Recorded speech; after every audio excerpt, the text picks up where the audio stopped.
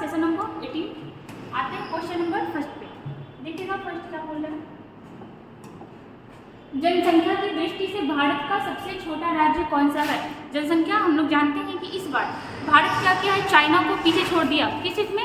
जनसंख्या के मामले में, जिसमें आपका चाइना एक स्टेटमेंट भी दिया था, India has quantity but I have quality. मतलब उसका ऐसा कहना था कि भले ही आपको चाइना को पीछे कर दिया भारत, बट भारत के पास बस जनसंख्या बढ़ा है, क्वालिटी अभी तक नहीं बढ़ा है। ठीक, चलो वो अलग बात हम लोग यहाँ पे आते हैं। बात कर रहे हैं कि सबसे छोटा राज्य, सबसे कम जनसंख्या भारत के किस राज्य में है? ये रहेगा आपका सिक्किम। क्या होगा? सिक्किम। चलिए हम लोग यहाँ पे थोड़ा देख लेते हैं, इसे बड़ा और छोटा सब देख लेते हैं। जैसे जनसंख्या के बारे में अगर देखें तो सबसे बड़ा राज्य कौन सा हो जाएगा? तो पहले क्या होगा? पहले आपका होगा यूपी। ठीक है, यूपी आता है फर्स्ट नंबर पे। सेकेंड नंबर पे कौन सा आएगा? सेकेंड नंबर पे आएगा महाराष्ट्र और थर्ड नंबर पे आएगा अपना बिहार। ठीक है, ये हो गया जनसंख्या में प्लस, मतलब सबसे ज़्यादा। वही आएगा जनसंख्या में सबसे कम। ठीक है, ये ज़्यादा वाला था, एक कम वाला देख ले रहे। कम में आपका सबसे नीचे, मतलब सबसे कम जनसंख्या कहाँ है? ये हो जाएगा आपका सिक्किम। सेकेंड नंबर पे होगा मिजोरम और थर्ड नंबर पे होगा अरुणाचल प्रदेश। ये किस चीज़ का है? ये है आपका सबसे कम वाला। ये हुआ आपका जनसंख्या। आगे हम लोग देखते हैं किस चीज़ का?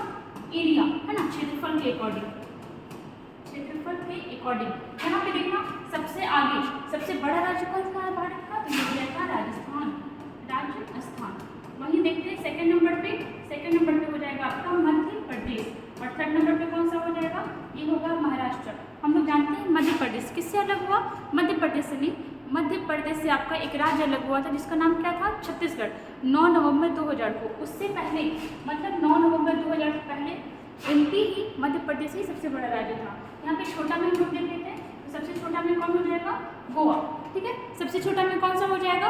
ये होगा आपका गोवा। और सेकंड नंबर पे क्या होगा? तो ये होगा आपका सिक्किम। और थर्ड नंबर पे क्या हो जाएगा? ये हो जाएगा आपका त्रिपुरा।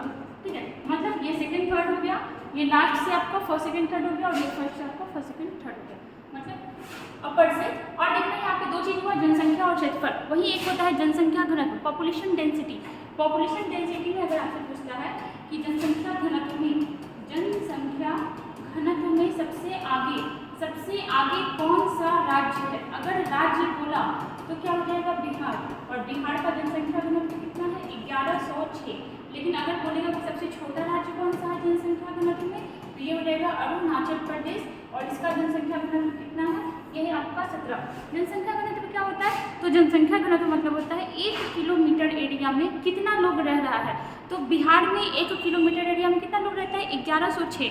और याद रखना ये जो आपका डेटा है 2011 के जनगणना पर डिपेंड है। क्यों? क्योंकि 2021 वाला जो हुआ है वो डेटा भी सामने आया ही नहीं है। क्लियर हुआ?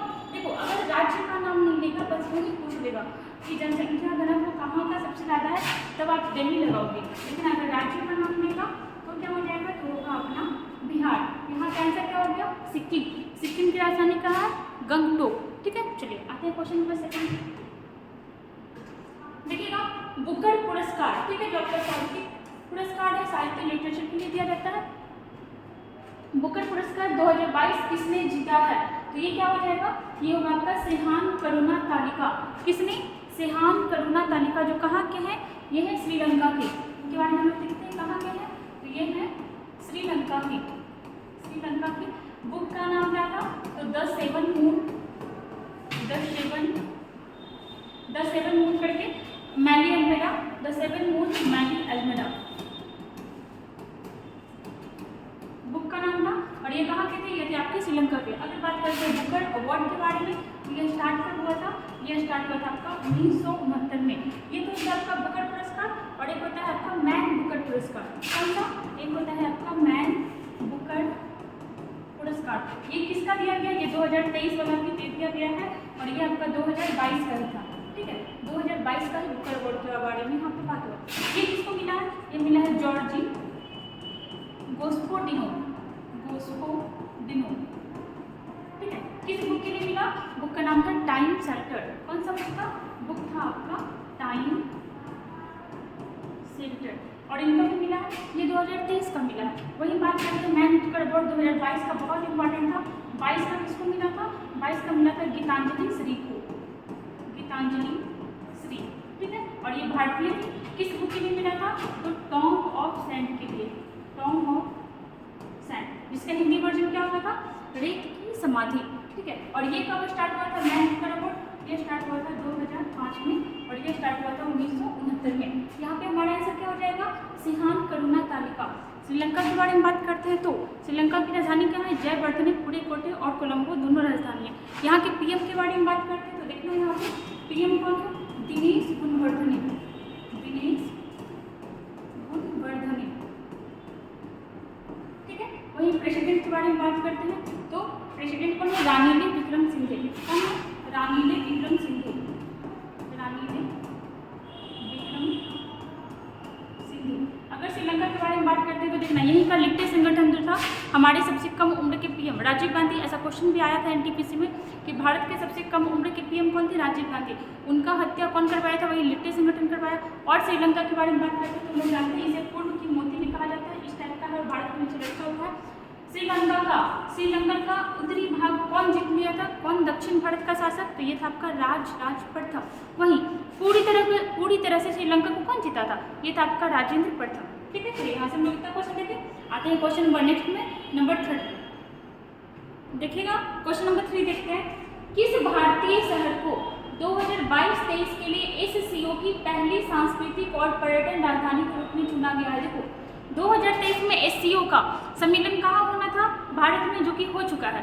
और ये इस बार बहुत इंपॉर्टेंट क्वेश्चन रहेगा, किसी भी एग्जाम में आने के लिए पूरे साल भर तक ये क्वेश्चन पूछते रहेगा। हम लोग यहाँ पे देखते हैं पहले इसका आंसर क्या हो जाएगा?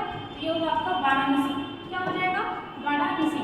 वाराणसी के बारे में और देखते हैं तो देखना भारत का पहला शहर जहाँ यातायात के लिए क्या प्रयोग किया जा रहा है? रोपवे सेवा।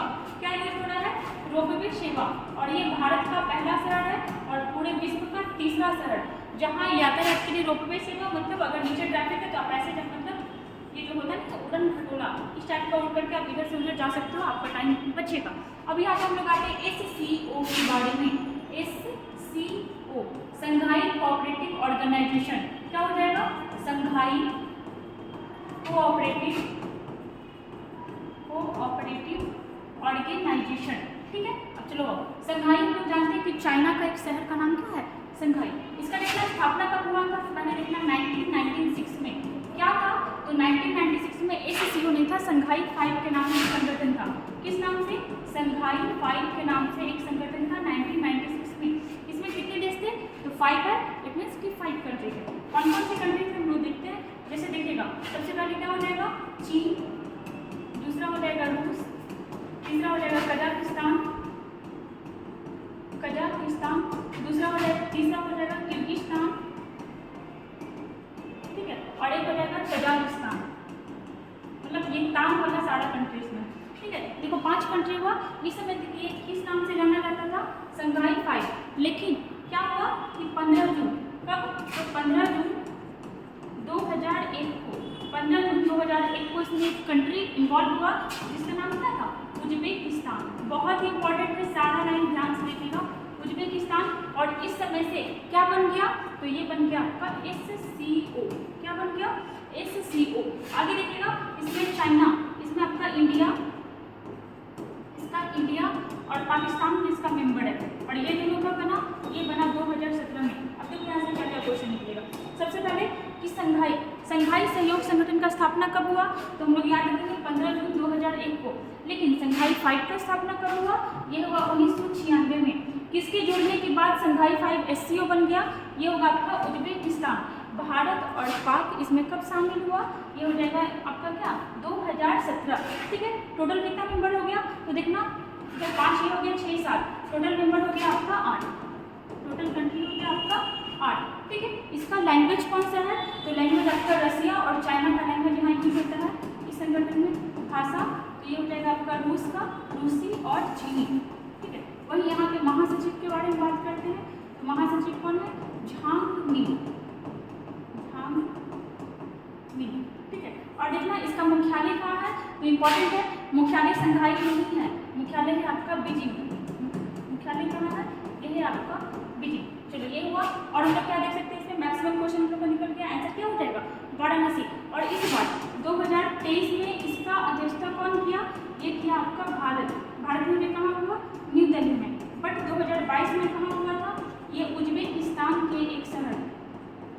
नाम के एक शहर जिसका नाम क्या था, समरकंद, ठीक है, वही हुआ था। ठीक है, क्वेश्चन नंबर 3 हमारा कंप्लीट हुआ, आंसर हुआ इसका वाराणसी। चलिए आते हैं आगे। क्वेश्चन नंबर 4 देखना, किस सभा का अध्यक्ष उसका सदस्य नहीं होता है। यहाँ पे देखना, चलो यहाँ पे हम लोग एक क्वेश्चन एक्स्ट्रा देखते हैं। सबसे पहले क्या, बिहार में राज्यसभा का सीट कितना है, ये हो जाएगा आपका 16। बिहार में लोकसभा का सीट कितना है, 40। बिहार में विधानसभा का ये हो जाएगा 243 और विधान परिषद का ये हो जाएगा आपका 75। कितना हो जाएगा, 75। अब यहाँ पे आइएगा, क्वेश्चन क्या करना है कि किस सभा का अध्यक्ष उसका मेंबर नहीं होगा। तो लोकसभा का तो होगा, अभी लोकसभा के अध्यक्ष कौन है, ओम बिरला, जो कहाँ से है, तो राजस्थान कोटा से सांसद है। वही क्या है, राज्यसभा, इसका आंसर क्या हो जाएगा, राज्यसभा। राज्यसभा का मेंबर वहाँ का अध्यक्ष नहीं बनता, तो कौन होता है, तो राज्यसभा में अध्यक्ष का कॉन्सेप्ट नहीं चलता है, सभापति होता है। सभापति कौन होता है, तो वो उपराष्ट्रपति। उपराष्ट्रपति क्या होता है, आपका राज्यसभा का सभापति होता है। तो लोग यहाँ पे राज्यसभा आया तो लोग देख लेते हैं थोड़ा, जैसे बात करें तो देखना ल, इसका मतलब क्या होगा, तो 79, 80 और आपका 81। ठीक है, 79 में क्या है, स से संसद, 80 में क्या है, र से राज्यसभा और 81 में क्या है, तो ल से लोकसभा। अब यहाँ पे हम लोग राज्यसभा उठाते हैं, ठीक है, राज्यसभा, ठीक है, राज्यसभा। अगर बात करते हैं राज्यसभा, इसको क्या कहा जाता है, ऊपरी सदन। इसको क्या कहा जाता है, ऊपरी सदन, पढ़े लिखों का सदन, और क्या, तो इसको मतलब बूढ़े लोगों का सदन भी कहा जाता है। अगर किसी को राज्यसभा में जाना है तो उसका कम से कम कितना उम्र होना चाहिए, 30। वहीं आपका लोकसभा में जाना है तो 25। और अगर राष्ट्रपति बनना है या फिर राज्यपाल जाना है, मतलब बनना है, तो क्या हो जाएगा, देखो ऐसे रखना, 25, 30, 35, 25, 30, 35। ये हो गया आपका निम्न सदन का, ये हो गया आपका अपर सदन का, और 35 क्या हो गया, ये हो गया आपका राष्ट्रपति का। देखिएगा, पहले राज्यसभा को काउंसिल ऑफ स्टेट्स के नाम से जाना जाता था। पहले राज्यसभा को काउंसिल ऑफ स्टेट्स के नाम से जाना जाता था, लेकिन 1954 में क्या हुआ, इसका नाम तो यही चीज़ है, इंग्लिश में लिखा हुआ है, काउंसिल ऑफ स्टेट्स के नाम से जाना जाता था। 1954 में इसका नाम क्या हो गया, 1954 में इसका नाम हुआ राज्यसभा, राज्यसभा। और देखिएगा, इसमें टोटल कितना मेंबर होता है, तो 250। टोटल कितना मेंबर होता है, 250। उसमें से 238 कहाँ से आना होता है, तो ये आपका निर्वाचित होकर के आता है। 238 जो है आपका निर्वाचित होकर के आता है, ठीक है। वहीं पे याद रखना, 238 12 बचा, 12 कौन आता है, तो 12 आपका मनोनयन होता है। किसके द्वारा, ये होगा आपका राष्ट्रपति के द्वारा। लेकिन अभी वर्तमान में राज्यसभा में कितने मेंबर हैं, तो वर्तमान में है 245, ठीक है। और हम लोग क्या देख सकते हैं, तो देखना, इसका कार्यकाल, राज्यसभा के मेंबर्स का कार्यकाल, राज्यसभा के मेंबर्स का, ठीक है, राज्यसभा के मेंबर्स का कार्यकाल कितना होता है, 6 वर्ष तक, ठीक है। राज्यसभा क्या कभी विघटित होगा, तो कभी नहीं। राज्यसभा कभी भी विघटित नहीं होता है, जबकि लोकसभा होता है।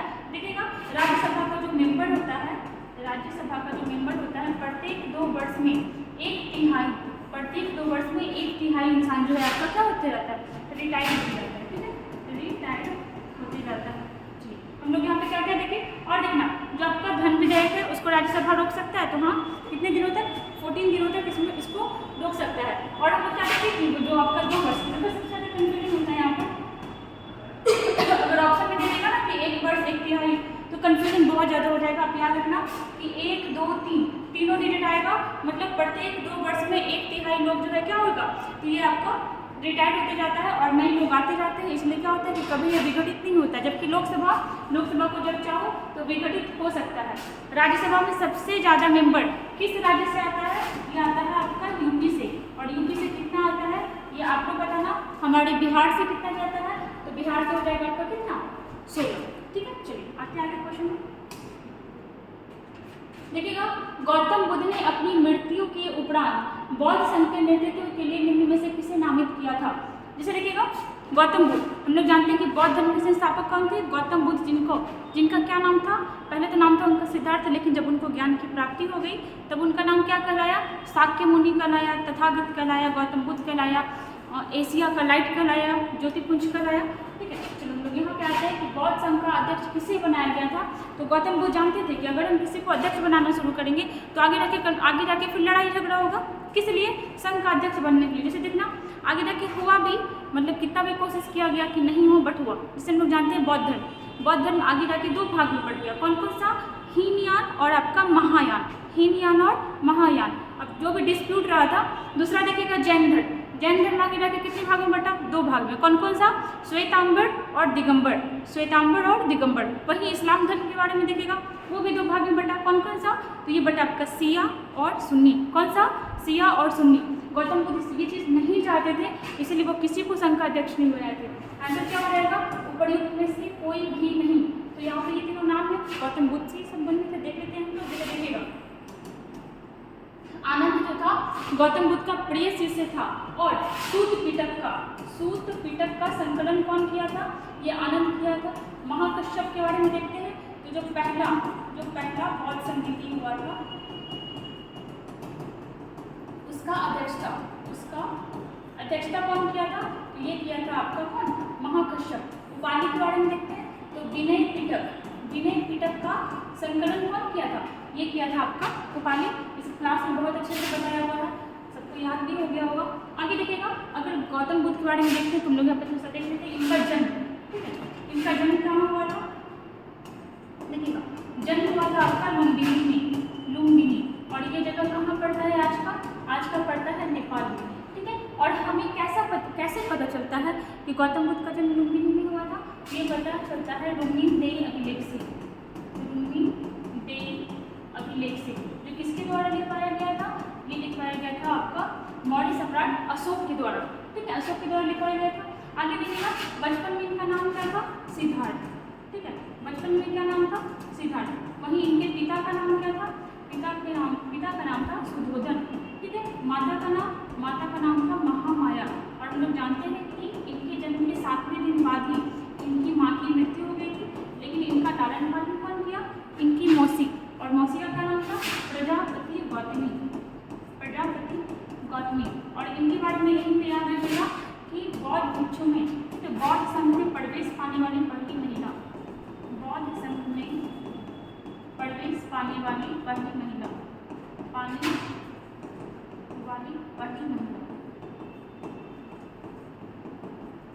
और देखिए रहे हैं, जैसे इनकी पत्नी का क्या नाम था?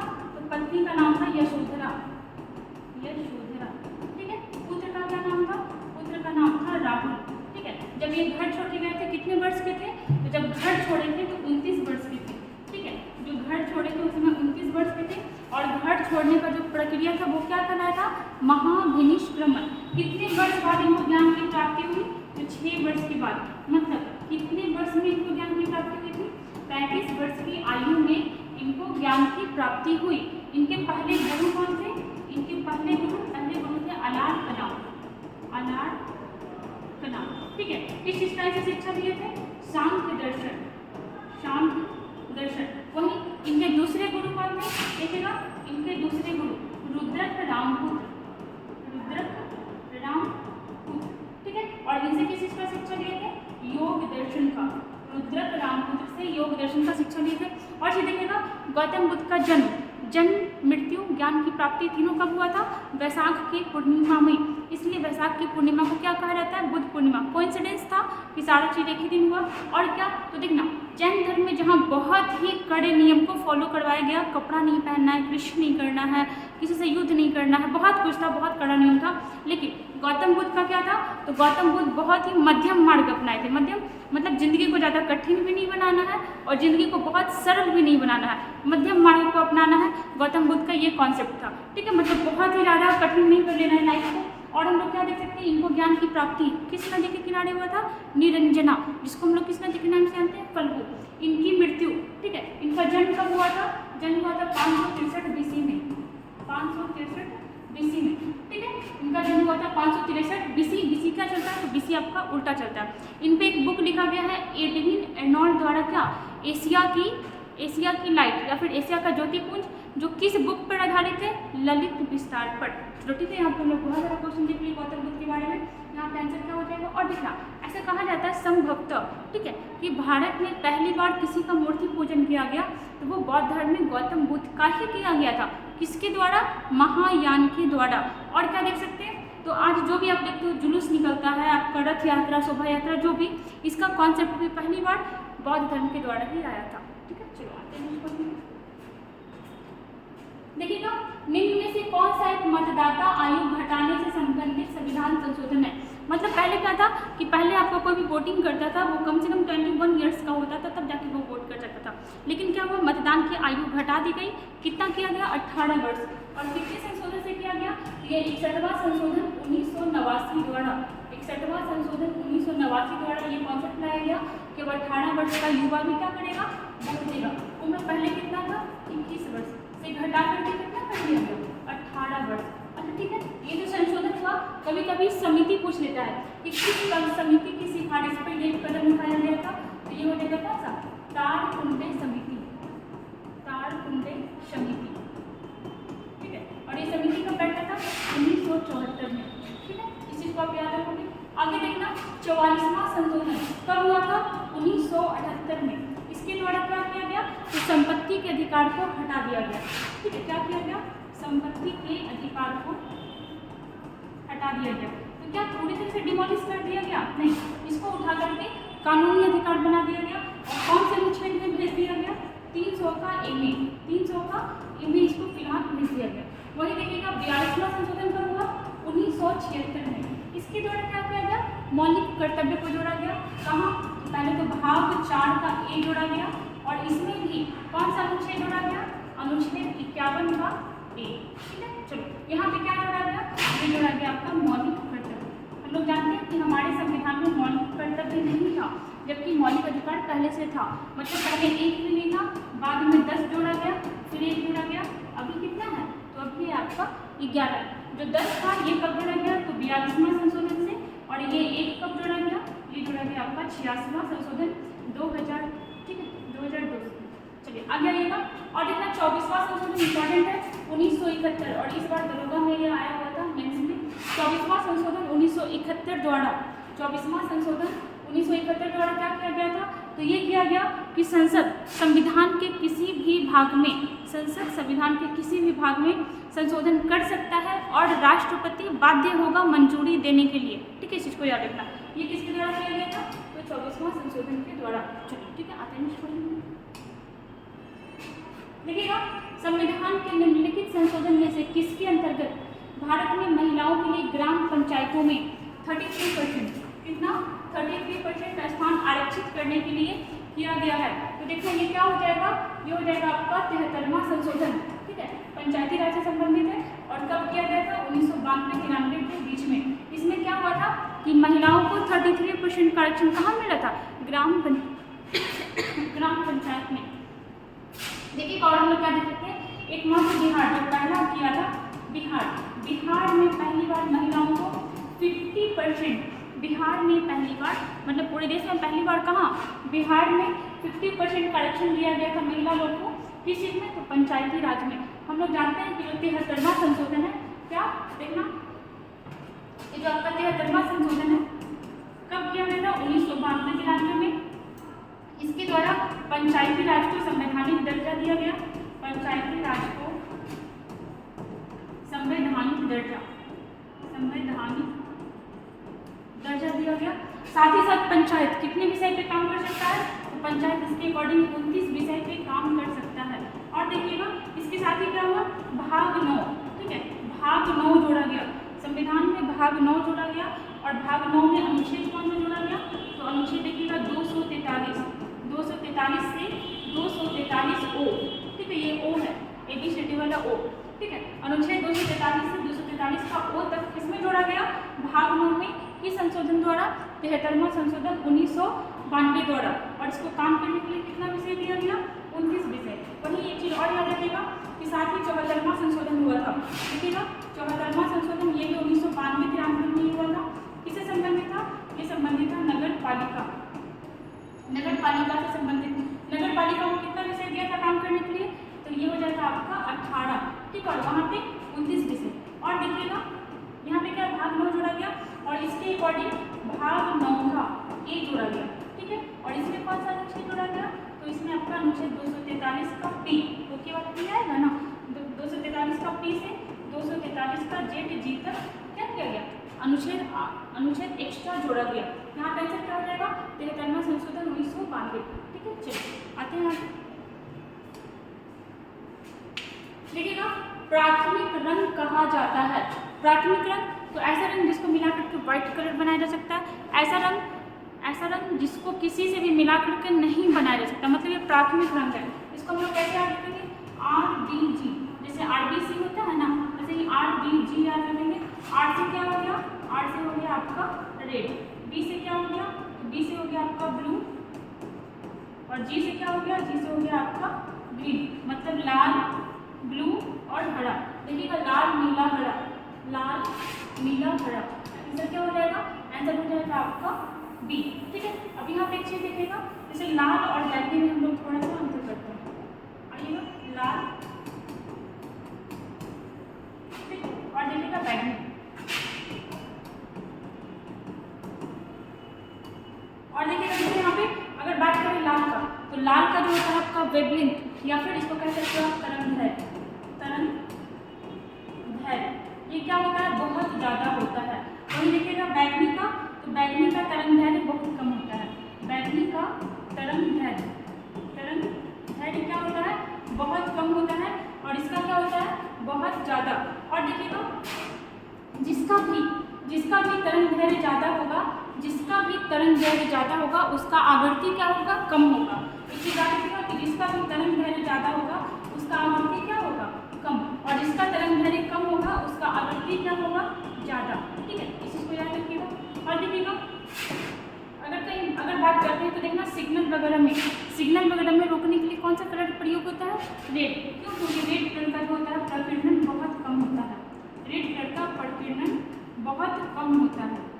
ठीक है, क्या हम लोग यहाँ पे देखें, तरंगदैर्घ्य लाल का ज़्यादा होता है, जबकि बैंगनी का कम होता है। जिसका ज़्यादा होगा उसका आवर्ती क्या होगा, कम होगा, और जिसका तरंगदैर्घ्य कम होगा उसका आवर्ती क्या हो जाएगा, वो हो जाएगा आपका ज़्यादा। और हम लोग अगर देखें तो क्या देख सकते हैं इसमें, जैसे देखिएगा, ये जो आपका ट्रैफिक में रुकने के लिए कौन सा कलर प्रयोग होता है, रेड, और क्या होता है, इसका परिकर्णन बहुत कम होता है, प्रकीर्णन क्या होता है, बहुत कम, इसलिए ये बहुत दूर से ही क्या होता है, दिखाई देता है। और देखना, अगर बात करते हैं तरंगदैर्घ्य घटने के लिए, तो देखना आप ये चीज याद रखना, जाम नी नाला। अब ये क्या हुआ, तो देखना ये इधर आएगा डिसेंडिंग ऑर्डर में। सबसे ज़्यादा तरंगदैर्घ्य किसका होता है, लाल का, फिर नारंगी, पीला, हरा, नीला, जामुनी, और सबसे कम किसका होता है, तो ये होता है आपका बैगनी का। ठीक है, और ये इस तरह से आपका रेनबो का भी कलर डिस्कस होता है। आपके हो गया, आते हैं हम लोग आगे।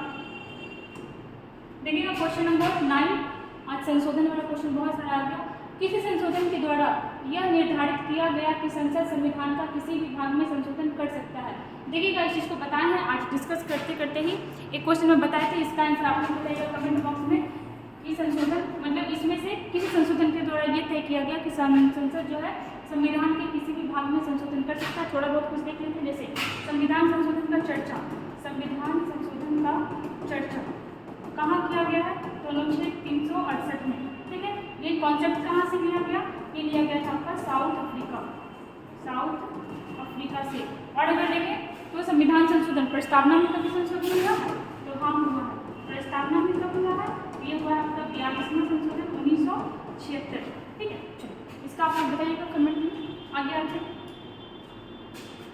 अशोक के अभिलेख में उसके एक पुत्र का उल्लेख मिलता है। अशोक हम लोग जानते हैं मौर्य सम्राट जो अशोक था। ठीक है, मौर्य सम्राट जो अशोक था बहुत ही मतलब काफ़ी तेजस्वी, काफ़ी चक्रवर्ती सम्राट टाइप का रहा था।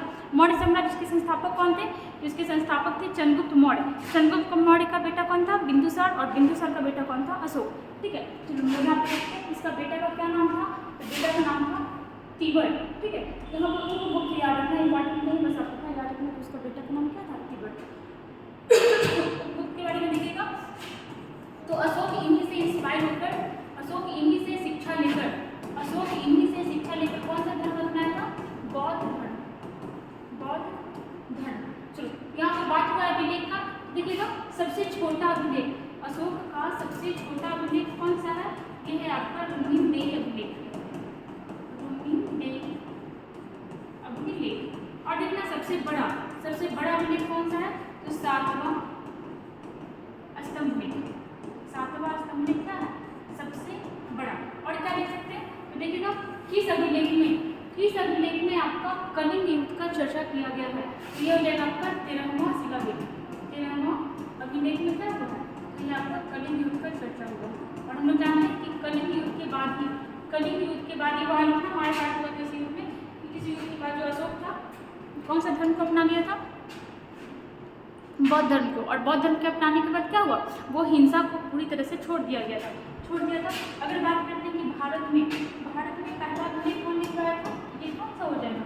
ये होगा आपका अशोक। ठीक है, अशोक का अभिलेख का खोज सर्वप्रथम कौन और कब किया था? 1750 में। 1750 में इसके द्वारा पैनकुलर के द्वारा। वहीं इसके अभिलेख को पहली बार पढ़ा तो कौन? ये हो जाएगा 1837 में जेम्स प्रिंसेप के द्वारा इसके अभिलेख को पहली बार पढ़ा गया था। अशोक का नाम अशोक किस अभिलेख में मिलता है? ये मिलता है गुर्जरा, मास्की, नेपटून तथा उद्गोलम अभिलेख से क्या मिलता है? तो इसमें आपका अशोक का नाम क्या मिलता है? अशोक। हम लोग जानते हैं अशोक किसका पुत्र था? ये था बिंदुसार का पुत्र। अशोक कौन से धर्म को मानता था? बौद्ध धर्म को। और इसके दूसरे अभिलेख में किसका नाम मिला है? तो चेर चोल पांड का। पहले वाले में पशु बलि का निंदा किया है। ठीक है, इसका आंसर क्या हो गया? Option number B. चलिए आते हैं आगे। क्वेश्चन नंबर 11 देखिएगा, हिंदी, हिंदू, हिंदुस्तान का नारा किसने दिया था? ये हो जाएगा भारतेंदु हरिश्चंद्र। किसके द्वारा? भारतेंदु हरिश्चंद्र के द्वारा कौन सा नारा दिया गया था? हिंदी, हिंदू, हिंदुस्तान। वहीं दयानंद सरस्वती के द्वारा ये कहे थे वेदों की ओर लौटो।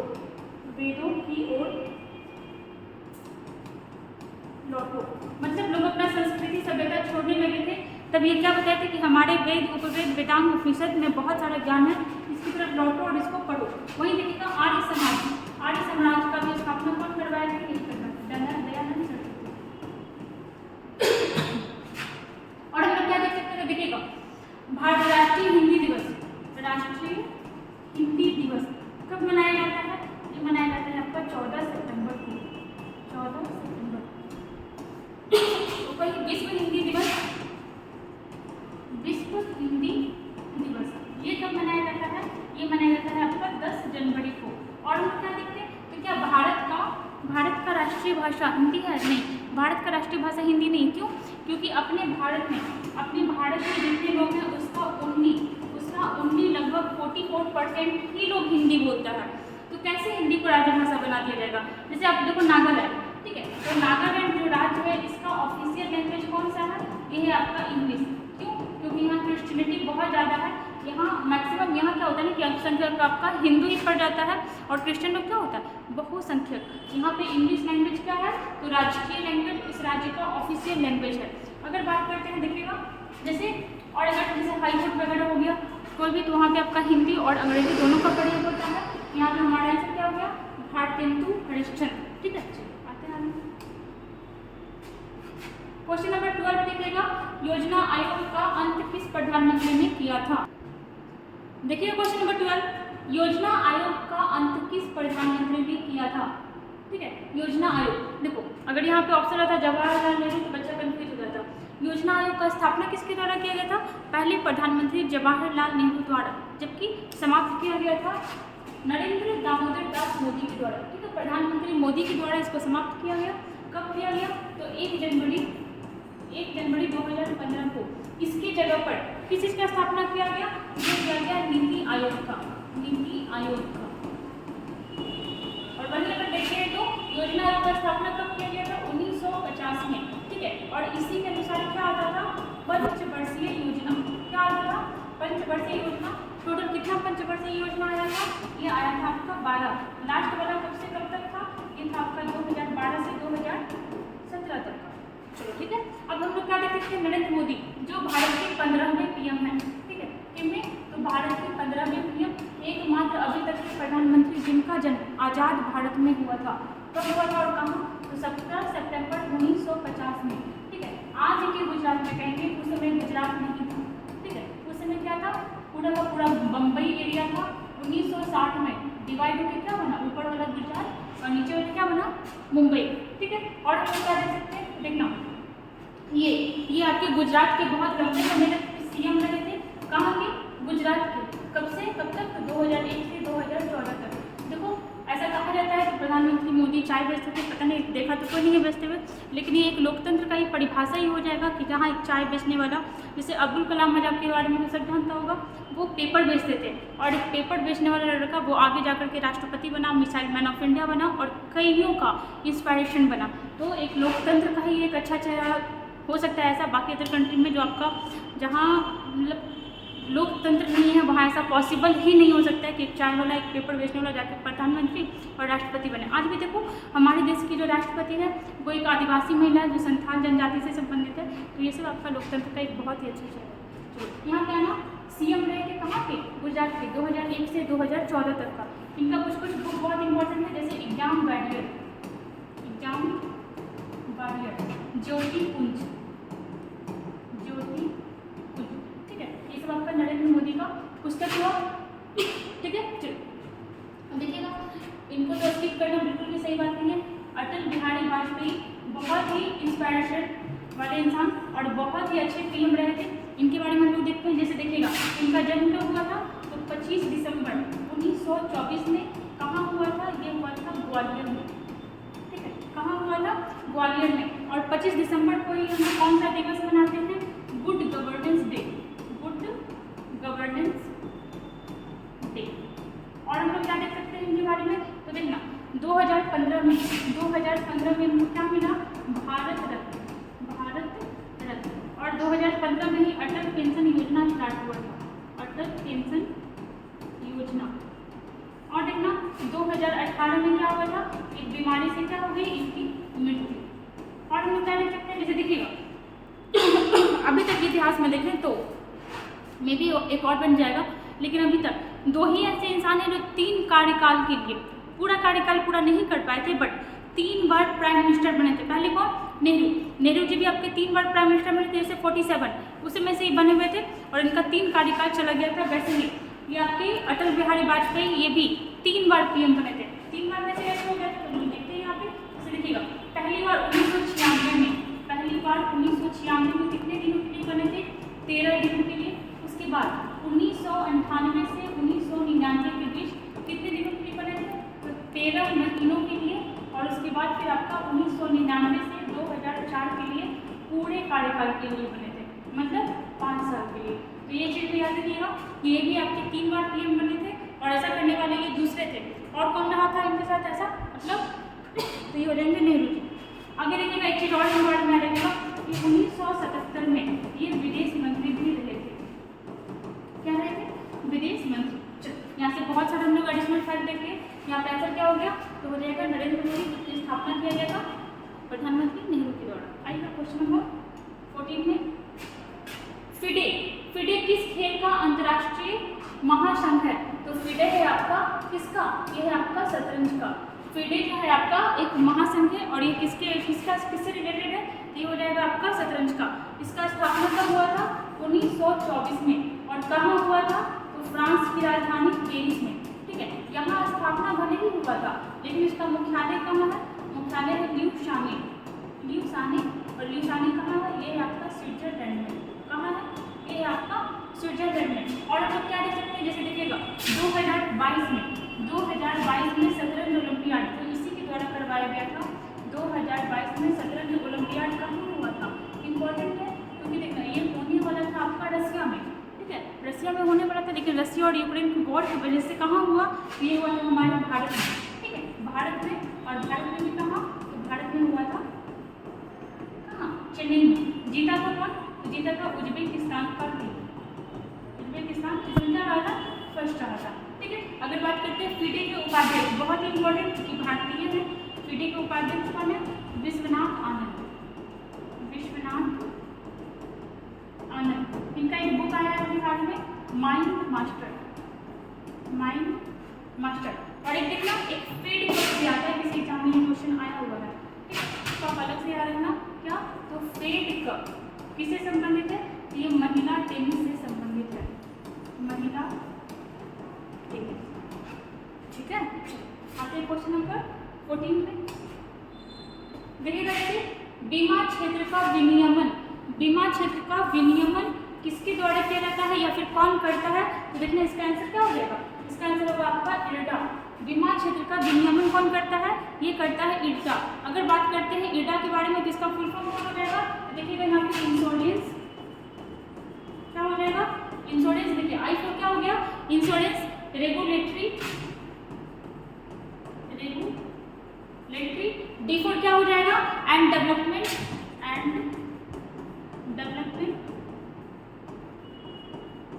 Development authority of India, authority of India. ठीक है, ये किसका समन्वय करता है या फिर किसका देखभाल करता है? तो ये करता है आपका किसका, बीमा नियंत्रक का। अगर बीमा का बात करते हैं तो यहाँ पर लोग बात करते हैं LIC का। ठीक है, लाइफ इंश्योरेंस ऑफ इंडिया। ठीक है, अगर आप किसी LIC एजेंट के पास बैठिएगा तो वो आपके जीने से ज़्यादा आपके मरने का फायदा गिनाने लगेगा। या फिर अगर ठीक है मतलब समझिए इस चीज़ को, LIC इसका स्थापना क्या हो जाएगा, तो सितंबर 1956 में। ठीक है, कब हो जाएगा इसका स्थापना? ये हो जाएगा आपका सितंबर 1956। सितंबर 1956 में क्या हुआ था, LIC का स्थापना हुआ था। वही देखते हैं SBI, इसका स्थापना हुआ था 1 जुलाई 1955। ठीक है, RBI तो 1 अप्रैल 1935। ठीक है, चलिए क्या देखिएगा इतना। आज के क्वेश्चन नंबर 15 और आज का लास्ट क्वेश्चन, जुते हुए खेत क्या हो जाएगा, जुते हुए खेत का प्रमाण सिंधु सभ्यता के किस स्थान से मिलता है? सबसे पहले कहेगा सिंधु सभ्यता पूरे विश्व में पहली नगरीय सभ्यता हमारे भारत में पनपी थी, जो कि बहुत ही गौरव की बात है। ठीक है, पूरे दुनिया का पहला शहर कहाँ था? वो हमारे भारत में था। कहाँ था? तो हमारे भारत के सिंध प्रांत वाले एरिया में पूरा नहीं फैला हुआ था। इसका आंसर क्या हो जाएगा, तो जुते हुए खेत का प्रमाण मिला है कालीबंगा से। कालीबंगा कहाँ था? ये था आपका राजस्थान में। यहाँ हम लोग देखते हैं सिंधु सभ्यता के बारे में थोड़ा सा, तो 1921 में पहली बार हड़प्पा शहर का खुदाई किया गया और यहाँ से बहुत सारे साक्ष्य मिले। किसके द्वारा करवाया गया था? तो दयाराम शाहनी के द्वारा, दयाराम शाहनी जी के द्वारा। ठीक है, वही देखिएगा 1922 में कहाँ का, तो मोहनजोदड़ो। और आज ये दोनों एरिया कहाँ चला गया, तो बाय डिफॉल्ट पाकिस्तान में चला गया। मोहनजोदड़ो इसका खोज कौन किया था, मतलब इस जगह को खुदाई कौन करवाया था? R.D. बनर्जी, राघवदास बनर्जी। कब हुआ था? ये हुआ था आपका 1922 में। पूरी सिंधु सभ्यता का सबसे बड़ा एरिया, पूरी सिंधु सभ्यता का सबसे बड़ा एरिया कौन सा हो जाएगा? ये होगा आपका मोहनजोदड़ो। लेकिन अब ये भारत में नहीं है।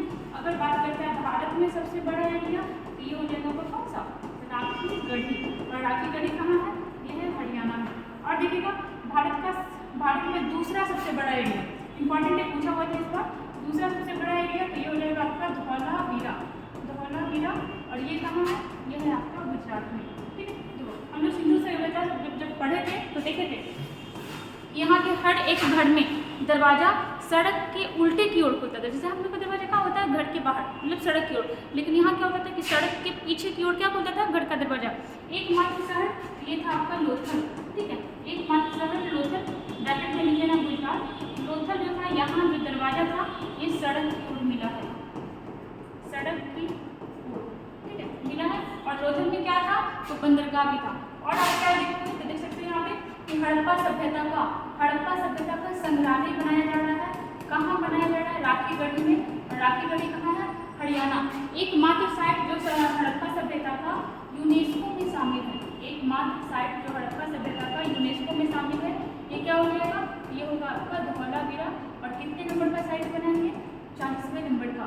ठीक है, सिंधु सभ्यता ये हो गया। अगर बात करते हैं सिंधु सभ्यता का एरिया कितना था, ये लगभग हो जाएगा 32 लाख किलोमीटर स्क्वायर। ठीक है, और क्या, तो सिंधु सभ्यता का उत्तर से दक्षिण मतलब क्या, तो ऐसे वाले में कितना एरिया जा रहा था? ये जा रहा था आपका 1400 किलोमीटर। वहीं पे देखिएगा पूर्व से पश्चिम, तो ये हो जाएगा 1600 किलोमीटर, 1600 किलोमीटर। ठीक है, चलो। और हम लोग जानते हैं कि इसका टाइम पीरियड लगभग में बढ़ेंगे। क्यों? क्योंकि हर जगह अलग अलग डेटा मिलता है। 1750 BC तक लगभग चला था, जो पूरी दुनिया का सबसे पुराना शहरी सभ्यता था। इसका खोज किसके द्वारा करवाया गया था? तो ये हो जाएगा आपका क्या, दयाराम साहनी, जॉन मार्शल, बहुत सारे नाम आते हैं। दैमाबाद के बारे में देखिएगा, एक चीज और देख लीजिएगा, दैमाबाद आगे क्या था देखिएगा। सिंधु सभ्यता का सबसे उत्तरी एरिया, यहाँ पर देखिएगा सिंधु सभ्यता का ये दक्षिणी हो गया, ये पूर्वी हो गया और ये हो गया आपका पश्चिमी। अगर बात करते हैं सिंधु सभ्यता का सबसे उत्तरी एरिया किस नदी के किनारे था, तो चिनाब नदी, ठीक है। और ये किस नदी के किनारे थे सबसे दक्षिणी, तो ये हो जाएगा गोदावरी नदी, गोदावरी नदी, ठीक है। और यहाँ पे देखेंगे तो ये हो जाएगा हिंडन नदी, हिंडन नदी। इधर का क्या हो जाएगा, तो ये हो जाएगा आपका दास्त नदी, दास्त नदी। अब देखो ये नदी हो गया। अगर देखते हैं कि यहाँ पर का प्रॉपर एरिया क्या कहलाता था, ये कहलाता था सुतका गेंडोर, सुतका गेंडोर, मतलब सबसे पश्चिमी एरिया कौन सा था, सुतका गेंडोर। वहीं पे यहाँ पे देखिएगा सबसे दक्षिणी एरिया, तो ये क्या हो जाएगा, ये हो जाएगा आपका दैमाबाद, दैमाबाद। वहीं इसका देखिएगा ये हो जाएगा आपका आलमगीरपुर, आलमगीरपुर। और यहाँ पे देखिएगा तो ये क्या हो जाएगा, ये होगा आपका मांडा, ठीक है, सबसे उत्तरी एरिया। ये होगा एक चीज़ और यहाँ पे देखिएगा, क्या देख सकते हैं, तो देखिएगा यहाँ पे जैसे कि जो आपका पूर्वी एरिया किस स्टेट में जाता था, तो ये जाता था यूपी, मतलब यूपी से इधर हमारे बिहार साइड सिंधु सभ्यता का कोई भी साक्ष्य नहीं मिला। और ये तो ये हो जाएगा आपका महाराष्ट्र, महाराष्ट्र। और ये क्या हो जाएगा, ये बलूचिस्तान या पाकिस्तान कर सकते हो, बलूचिस्तान, ठीक है। और ये क्या हो जाएगा, ये हो जाएगा आज का जम्मू कश्मीर, मतलब सिंधु सभ्यता का चौहत्तर ये हो गया कि ये चारों जगह तक ही वो फैला हुआ था जो आपको क्या था, ठीक है। पॉइंट था इसका। चलिए यहाँ पे ये हुआ, आगे देख लेते हैं हम लोग कुछ और, ठीक है। यहाँ पे इतना डिटेल हो गया। जैसे अगर देखते हैं सिंधु घाटी सभ्यता का सबसे बड़ा एरिया कौन सा था, अभी हम लोग देखे थे यहाँ पे सिंधु घाटी सभ्यता का सबसे बड़ा एरिया, तो ये हो जाएगा आपका मोहनजोदड़ो। वहीं पे सबसे छोटा एरिया कौन सा था, तो देखिएगा सबसे छोटा एरिया, सबसे छोटा जगह, ठीक है, सबसे छोटा जगह कौन सा था, तो ये हो जाएगा आपको क्या, अल्लादीनो, सबसे छोटा जगह, तो ये हो जाएगा सिंधु सभ्यता का अल्लादीनो, अल्लादीनो, ठीक है। देखिएगा यहाँ पे एरिया बल्कि ग्राफ नहीं होगा, ये हो जाएगा आपका लगभग, ठीक है। हमेशा लगभग में देखिएगा क्योंकि बढ़ते रहता है, देखो अभी भी बढ़ सकता है, ठीक है, क्यों, क्योंकि मान लो अगर कहीं और को टाइम हुआ, अगर वहाँ साक्ष्य मिला तो बढ़ जाएगा। तो एरिया कितना हो जाएगा, तो लगभग 13 लाख किलोमीटर स्क्वायर, ठीक है। चलिए ये हो गया आपका सिंधु सभ्यता से एडिशनल फैक्ट, यहाँ का आंसर हो गया कालीबंगा, ठीक है। चलिए यहाँ पे हमारा 15 क्वेश्चन कंप्लीट हुआ विथ फुल एक्सप्लेनेशन के साथ। कहने को ये 15 क्वेश्चन है, बट 15 से बहुत ज़्यादा क्वेश्चन ये राइज हुआ है यहाँ पे, और आप लोग कंटिन्यू हमारे साथ पढ़ते रहिए, ठीक है। और हमारा करंट अफेयर्स का भी सेशन चल रहा है, उसको भी प्रॉपर देखिए, नोट्स बनाइए। और सिर्फ सुनने से कोई फायदा नहीं होगा, इसको प्रॉपर लिखिए, लिखने से याद रहता है, बोलिए, बोलने से याद रहता है, और ऐसे ही पढ़ते रहिए। Thank you.